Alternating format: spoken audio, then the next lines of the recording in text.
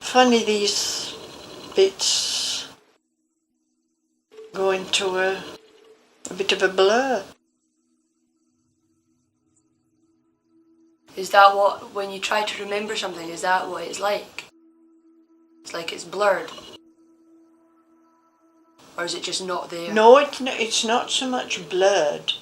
No, it's just gone. Once upon a drunken evening, my dad and I had an argument. We were discussing my maternal granny, my gran who has Alzheimer's. I was angry and full of drama. Why her, you know? What did she do to deserve such an undignified fate? Of course I was being naive and I knew it, but powerful emotions overcome you when someone you adore has an illness, a disability, and there's no hope. I truly felt it was a tragedy, and went so far as to suggest a life like hers might not be worth living. Dad has years of experience working with people whose lives are poor in quality, and he quickly put me in my place. He said I was being remarkably contentious.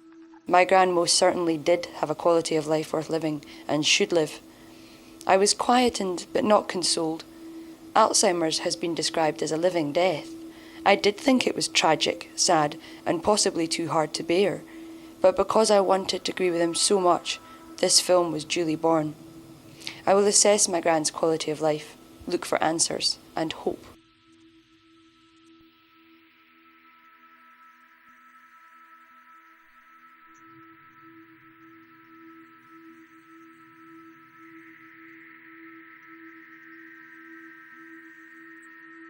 Alzheimer's is a form of senile dementia, most common in people over 65. It is an organic virus that literally eats the human brain, consuming thoughts, memories, ideas, and causing irreparable damage to the sufferer's ability to communicate, understand, reason, and function normally. It is an unpredictable and unforgiving disorder. There is no cure, and there is nothing doctors can do to help reverse or stop the decline. It is likely to last for anywhere between 5 and 15 years, and is ultimately fatal. Born in 1926 to a photographic enlarger and a theatrical mother, my gran was her dad's favourite subject and model. She took a career in 1942 as a colourist of photographs and moved to Edinburgh in 1944 to escape the remains of a bad relationship and to run her own studio within Patrick Thompson's department store. While in Edinburgh, she met her husband, James Scott, originally from Orkney. They quickly fell in love and were married in 1948. Their first child, Andrew, was born in 1950, and my mum, Carolyn, followed 5 years later. My grandparents had a strong, happy, and beautiful marriage. It was unfairly ended when in 1982 my granddad died prematurely of a brain tumour. He was 58. When you think about Grandad, what do you remember about him? Oh, he was lovely. He was. He really was. Yeah, he was lovely.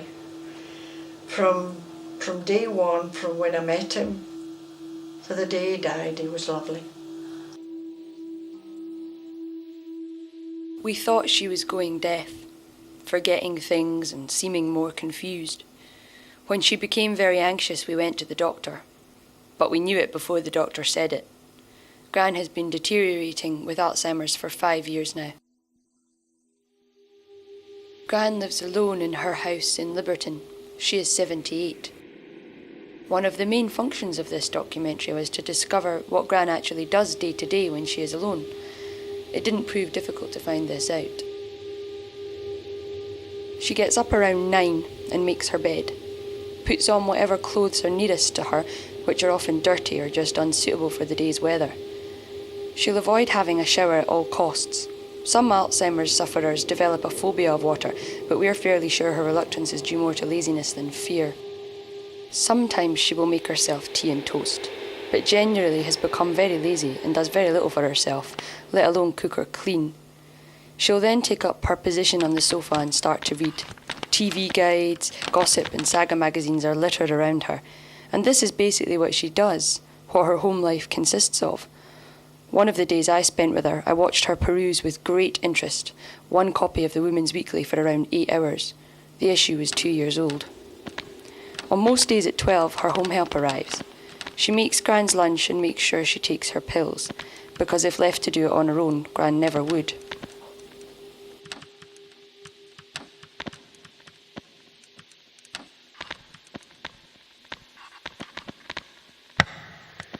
That's your lunch. Oh, thank you.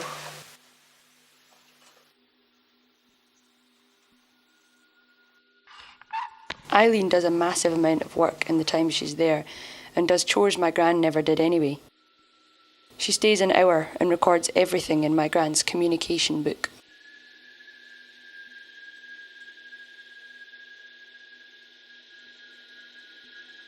Unless it is one of the days she either goes out with Mum or to her daycare centre, the afternoon is spent reading and sleeping, which Gran never used to do.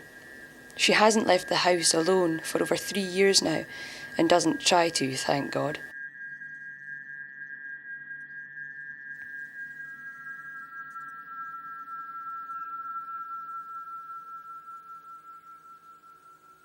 She is meant to eat the sandwiches that Eileen prepares for her dinner, but often ignores them and goes straight on to pudding, always having had an insatiable sweet tooth. The television is a strange phenomenon. I think sometimes she's unaware of its function, and at other times, if she can work the channel changer, she'll watch it. But she can't follow anything for longer than 10 minutes. Oh, that tea's tender, isn't it?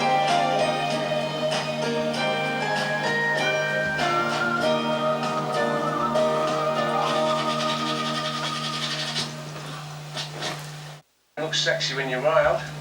I mustn't watch that much because some of the characters I don't know at all. Do you not know who they are?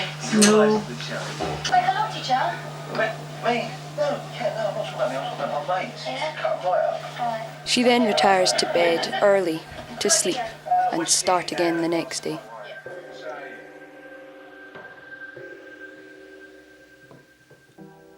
I've heard Alzheimer's described as a death that leaves the body behind. At the heart of Alzheimer's is loss, and I've been grieving ever since her diagnosis.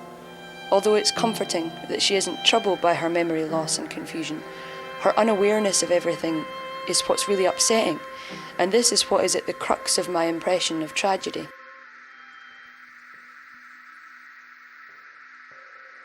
From the outside, there is absolutely no doubt about it. Dementia is about as tragic an illness as anybody could suffer.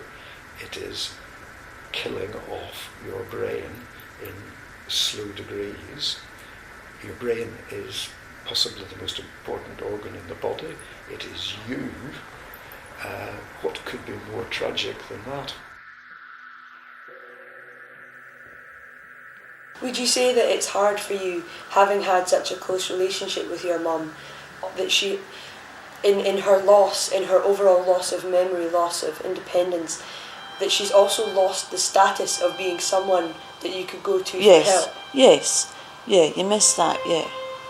That she couldn't really support you now? No, nor give advice. Emotionally? No. I mean, she would be on your side because she just would, because she's very loyal. But no, she wouldn't. The emotional side has definitely gone. I mean, I don't think she cries or gets upset. I think those light and shade things are definitely gone. Just like anger. I don't think she gets angry now. I suppose, I feel quite very emotional and worried, but as I said before, I don't like to think of the future too much because I'm well aware what it'll be. I don't think I'm ignoring it, but if it's going to happen, there's nothing I can do to stop it. I have to keep a level of separation, and I have to deal with the guilt, but I will, I can't live with her and look after her full time. And she would never have wanted that.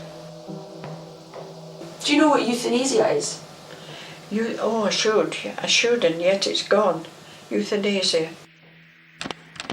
It's to do with if someone's very, very, very much in pain.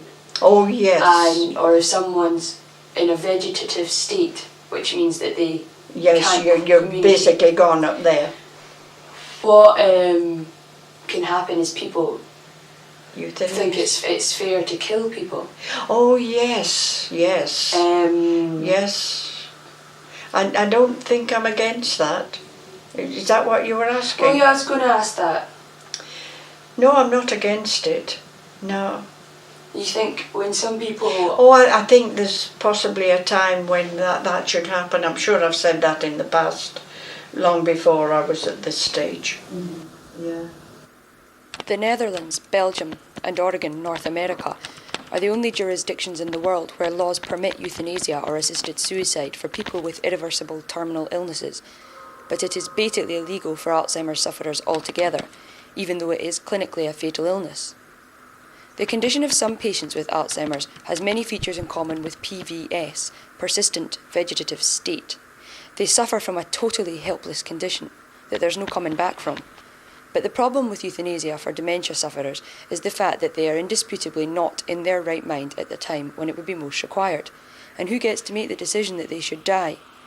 If my gran were to reach a stage where there was no happiness or sentient awareness remaining, I don't know that if euthanasia were legal for dementia sufferers that I wouldn't wish for it. However, I am aware of how contentious an area of debate it is. Euthanasia is when other people make the decision that your life isn't worth living. And I think that's a very dangerous road to go down because it's incredibly subjective. It's about quality of life. And I don't know that when somebody's not in immediate kind of physical pain, when somebody's capable of getting up in the morning, getting dressed, or with a bit of help getting dressed, and doing things that interest them, however transitory it is, whether that's reading the same copy of the Women's Weekly 18 times in a row, if they're enjoying reading it, or if they're watching the television, or if they're going out in the car for a run, I don't think it's right that any of us have got the right to make a judgment about that and say, your life isn't worth living.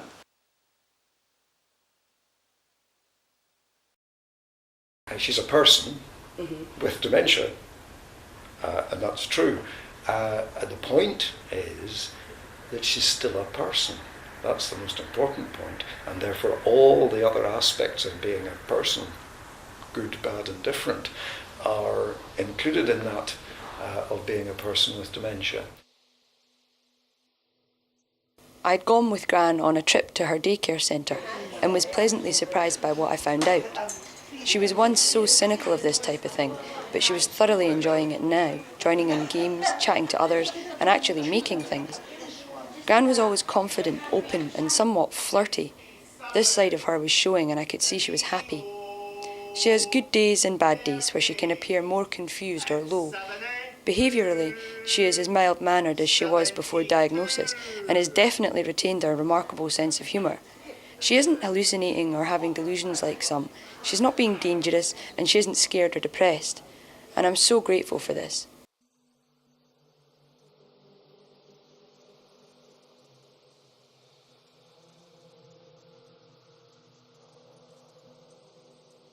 I asked Gran if there was anything she'd like to change about her life. I don't think there's anything I'm really wishing for that I can't do or don't do.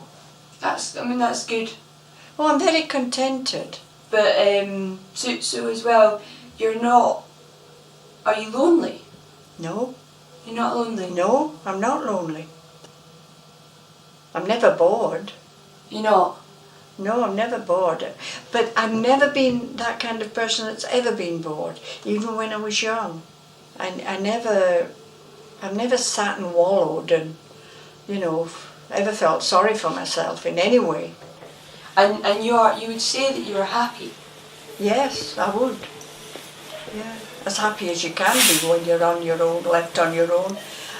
Yes.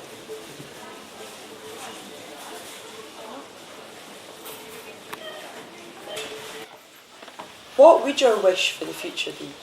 If you could have it, what would it be? My wish would be that she would just die naturally of something, well, it won't be naturally, but die of something else. I don't want her to suffer, I don't want her to have any pain, but I suppose like anybody, you would just wish that she would die in her sleep. maybe a few years down the line. That's what I would wish. There's still mine. It's going out. It is. What do you see in your future? In my future? Never really thought about my future. What would you like to happen? I don't know.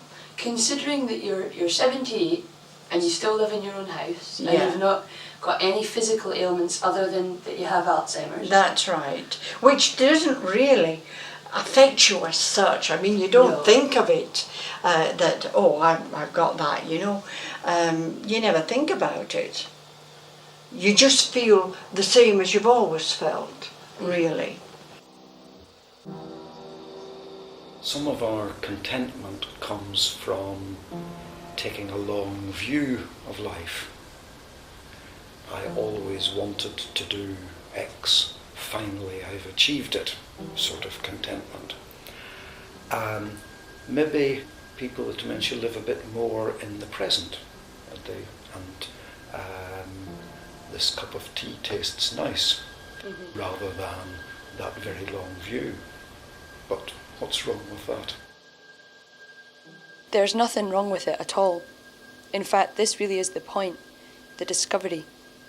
Gran's situation would be so much more tragic if she were constantly aware of her brain's slow rotting, or if she were in pain. Right now, she has a quality of life worth living.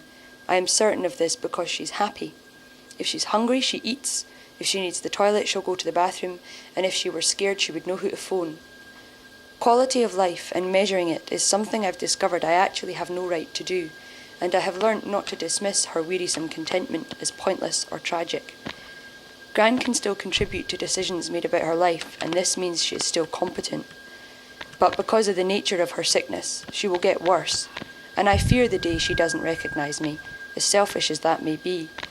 I don't want to see her incontinent, frightened, or emotionless. I know I'm allowed to be sad. It's a sad thing. But I now believe most humans are built to deal with tragedy and hurt, and to be thoroughly blunt, life can be shit, and we all die, and unfortunately most people in their late lives have some form of dementia. The only way to avoid the sadness of losing someone to Alzheimer's is to never have children. I know my Gran's life has been so worth living that dying of Alzheimer's pales in comparison, and by making this film I have captured her in her last years forever, and these years are nothing to be ashamed of.